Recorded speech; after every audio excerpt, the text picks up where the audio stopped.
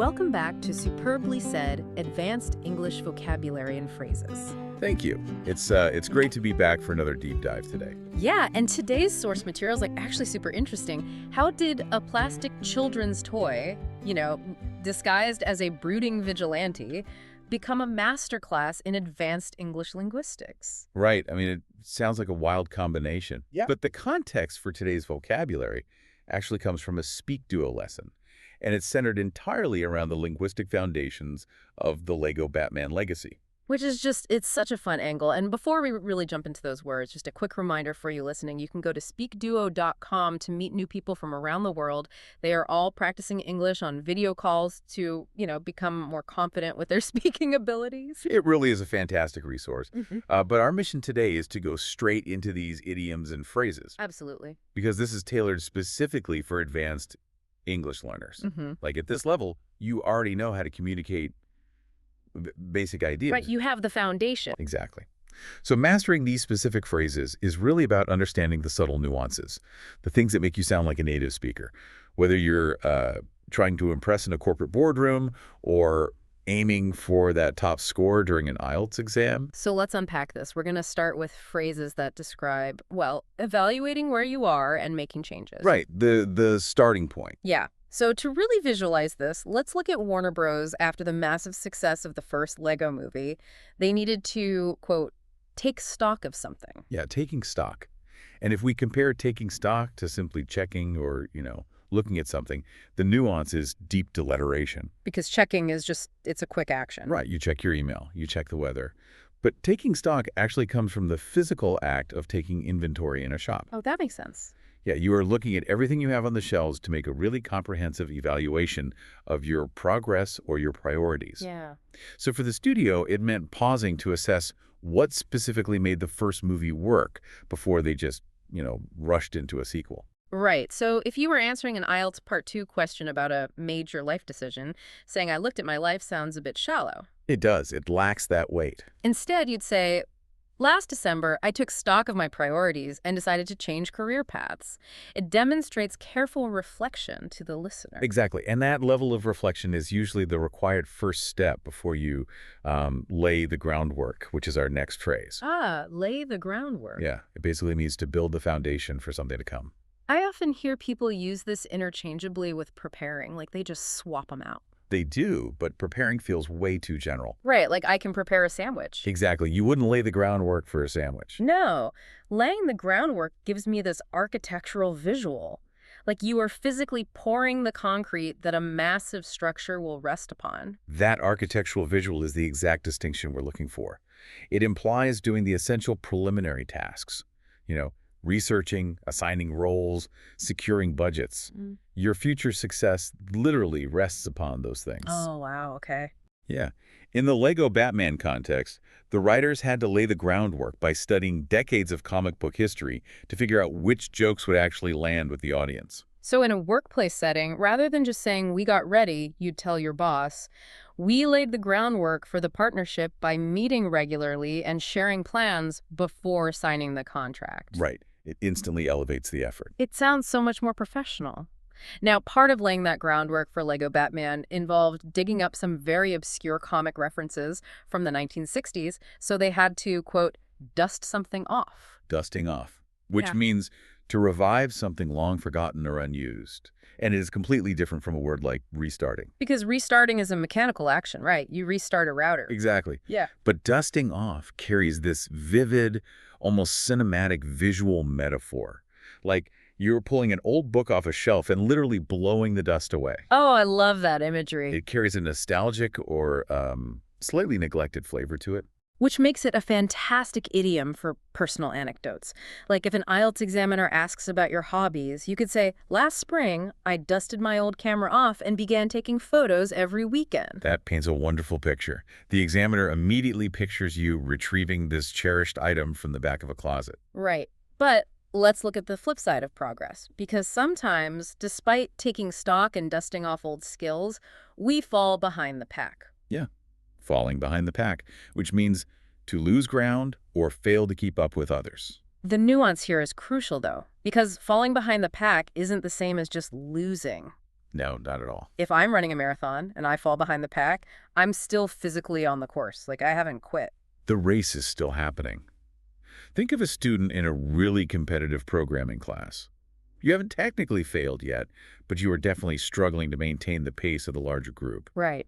The studios producing the Lego movies knew that if they didn't innovate, they would fall behind the pack of other animation giants like Disney or Pixar. Which is a brilliant way to frame a past struggle in a job interview. You might say, when I first learned the new software, I fell behind the pack, but I studied daily and caught up. That is a great example. It frames the situation as a temporary pacing issue rather than a total defeat. Absolutely. And overcoming those pacing issues is exactly what prepares you to transition from managing your own goals to managing entire teams. Which brings us to project management and leadership dynamics, starting with the phrase, helm something. Helm something. Like when Warner Bros. Decided to greenlight the Lego Batman movie, they needed someone to helm the project. Right.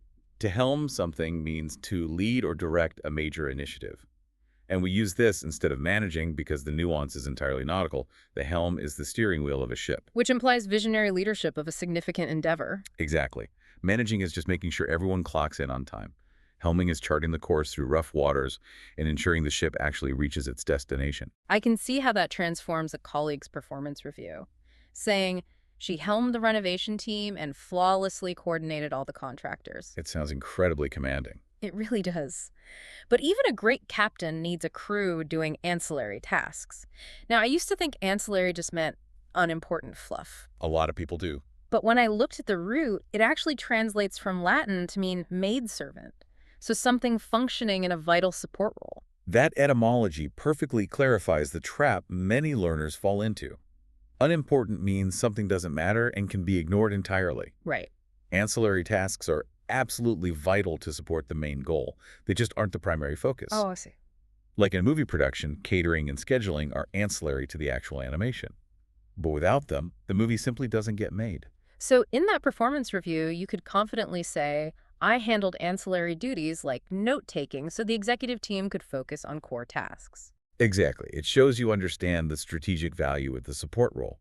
And interestingly, in the corporate world and the entertainment industry, those ancillary ideas often grow into something much bigger. Right, they become a spin-off. A spin-off, which is a new project branching from an existing one. Like Lego Batman itself is a spin-off of the original Lego movie. But we shouldn't confuse a spin-off with a copy, right? Definitely not. A copy is just a carbon duplicate.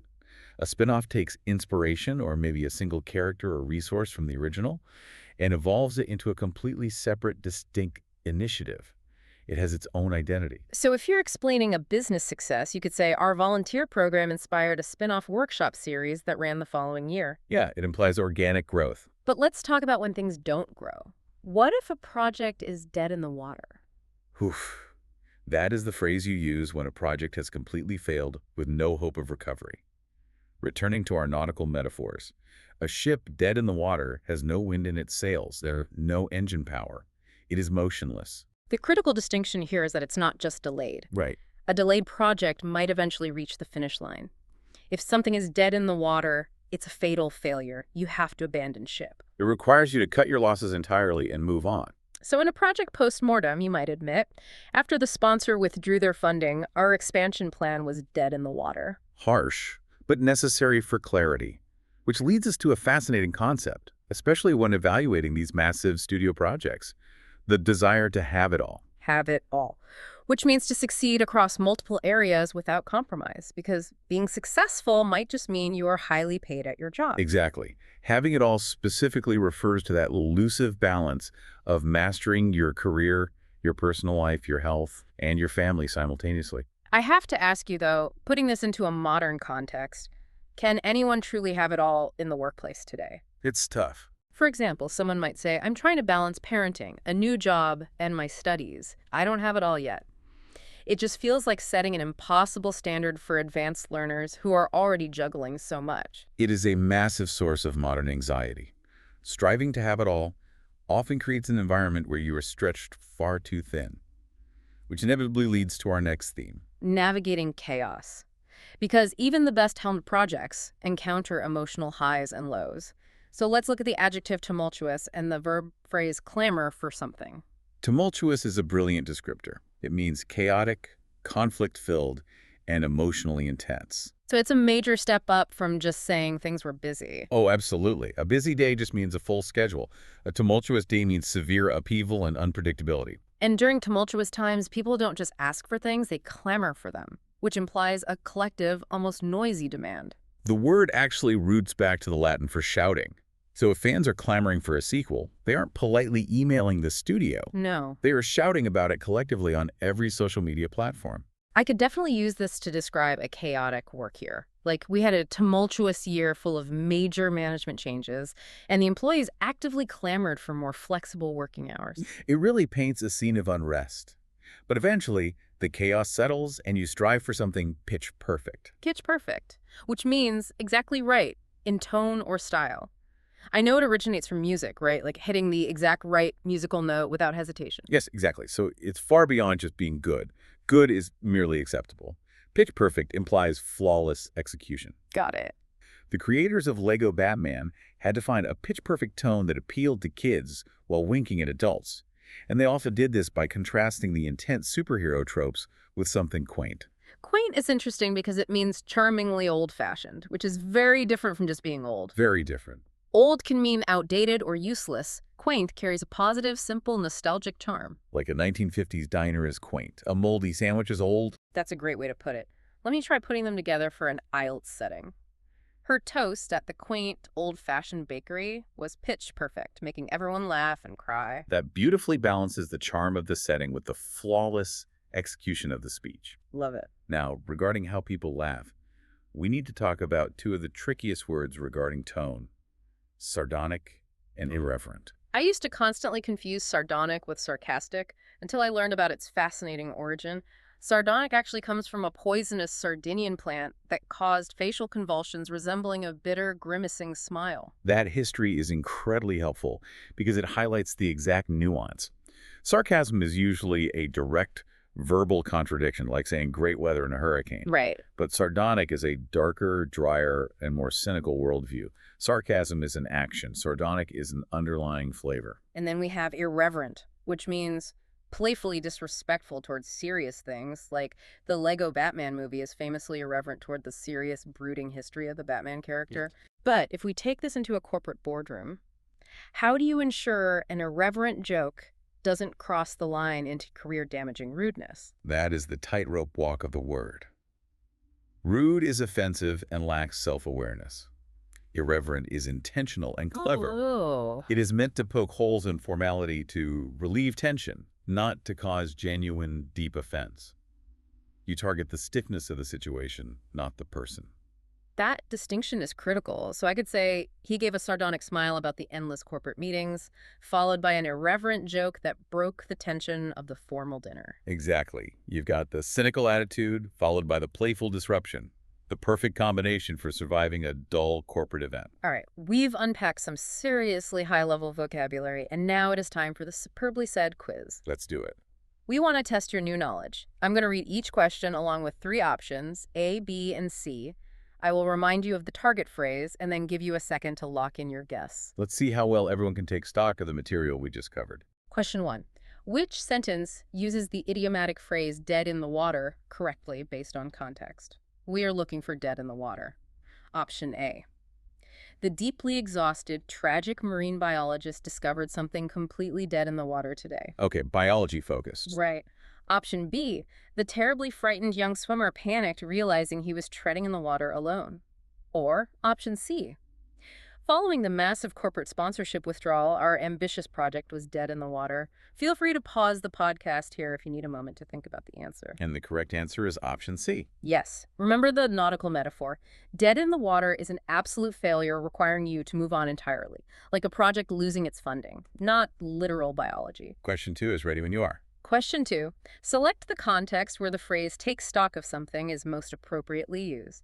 Listen for take stock of something. Option A. The experienced corporate manager paused to carefully take stock of something regarding overall progress. Option B. The highly frustrated, exhausted warehouse employee attempted to physically take stock of something heavy. Heavy lifting. Or option C. The incredibly terrified, nervous hiker desperately attempted to quietly take stock of something dangerous. Feel free to pause the podcast here if you need a moment to think about the answer. The answer is option A. You got it. Remember the Warner Bros. Studio pausing to evaluate their progress? Take stock of something means comprehensively assessing priorities. It's a metaphorical inventory, not picking up a physical box, and definitely not stalking something in the woods. Moving right along. Question 3. In which situation does someone accurately utilize the advanced adjective sardonic? We're looking for sardonic. Option A. The deeply confused, hungry customer purchased an incredibly salty sardonic from the local market. Salty sardonics. Option B. He delivered an incredibly brilliant sardonic response regarding those completely useless, endless corporate meetings. Or option C. The highly terrified ancient historical researcher discovered an incredibly dangerous demonic sardonic artifact today.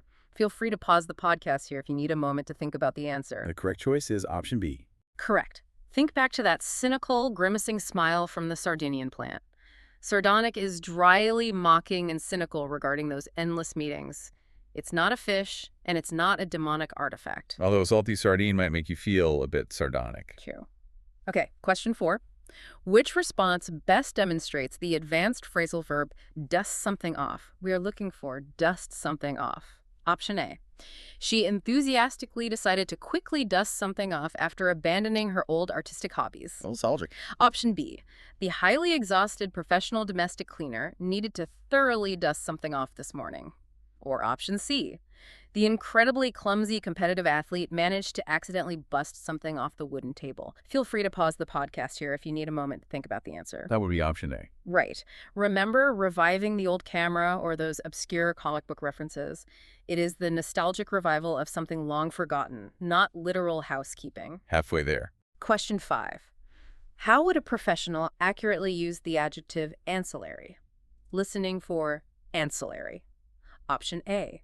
The highly aggressive military commander commanded the heavy, dangerous ancillary across the empty battlefield. Sounds intense. Option B. The incredibly passionate organic vegetable gardener planted wonderful, crunchy green ancillary throughout the garden. Or option C. They provided excellent ancillary educational services supporting the primary complicated university academic curriculum today.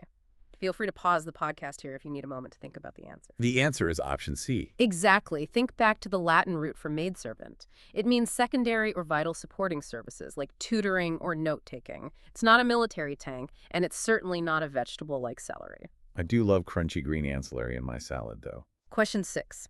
Which scenario perfectly illustrates the ability to helm something figuratively? We want to helm something figuratively. Option A. The deeply terrified ancient medieval knight unfortunately dropped his heavy steel helm something nearby. Option B.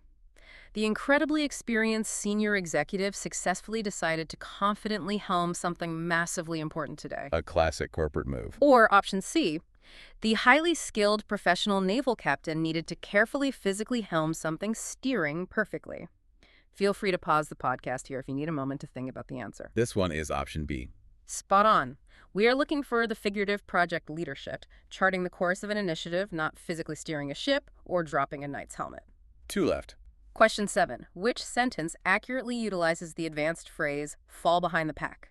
Listen closely for fall behind the pack. Option A. Without incredibly consistent daily academic studying, you will absolutely quickly fall behind the pack. Option B. The heavily exhausted young boy accidentally managed to terribly fall behind the heavy pack. A heavy backpack. Or option C. The incredibly terrified, injured lone wolf desperately struggled to avoid falling behind the pack. Feel free to pause the podcast here if you need a moment to think about the answer. The correct answer here is option A. Yes. Recall the programming studies, or the marathon metaphor. You are still in the race, but struggling to keep the pace of the group. It's not about dropping a backpack or literal wolves. And our final question. Question 8. Which of the following statements correctly uses the adjective irreverent? Finding the right use for irreverent. Option A. The highly confused corporate manager unfortunately presented an incredibly boring, entirely irreverent financial document. Boring and irreverent. A tough combo. Option B. Her incredibly funny, irreverent comedy sketches successfully mocked those completely outdated, serious, formal traditions. Or option C. The deeply religious community gracefully welcomed their incredibly peaceful, spiritual irreverent during the ceremony. Feel free to pause the podcast here if you need a moment to think about the answer. The final correct answer is option B. Nailed it. Remember how Lego Batman playfully mocked the brooding history of the character? It's about being playfully disrespectful to formality, not an irrelevant document or a religious figure. That was a fantastic run. And, what's truly fascinating here is how much power these words possess. They really do. If we connect this back to the broader picture, language isn't just about knowing vocabulary. It's about deploying the exact right nuance to match your intent. The difference between taking stock and checking, or between being sardonic versus just sarcastic, is really the difference between simply transmitting basic information and truly commanding the room. It really is. So to leave you with a final thought to ponder, when you take stock of your own language learning journey, are you striving to have it all with perfect vocabulary and flawless grammar? Or is it sometimes more effective to embrace a bit of tumultuous learning, accepting mistakes as the ultimate groundwork for